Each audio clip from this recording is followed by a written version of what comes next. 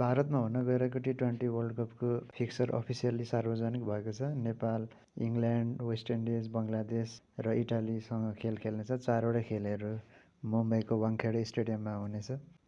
Last world कपमा त south अफ्रिकालाई झन्डै हराइएको थियो र यो वर्ल्ड कपमा इटाली र बङ्गलादेशलाई त हराइन्छ।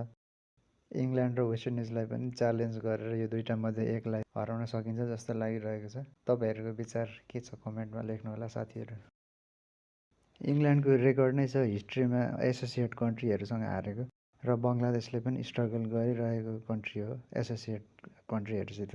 वेस्ट इन्डिजलाई पनि हामीले हराइसकेको छौँ र इटालीलाई पनि हराउन सकिने टिम हो। अबको 75 दिनपछि नेपालले इङ्ल्यान्डसँग पहिलो खेल खेल्दैछ फेब्रुअरी 8 3 बजे दिउँसो र त्यसपछि त्यसकै 4 दिनपछि इटालीसँग खेल्दैछ र फेरि 3 दिनपछि वेस्ट इन्डिजसँग र 2 दिनपछि बङ्गलादेशसँग लास्ट गेम खेलेर ग्रुप स्टेज गेमहरू सकिनेछ।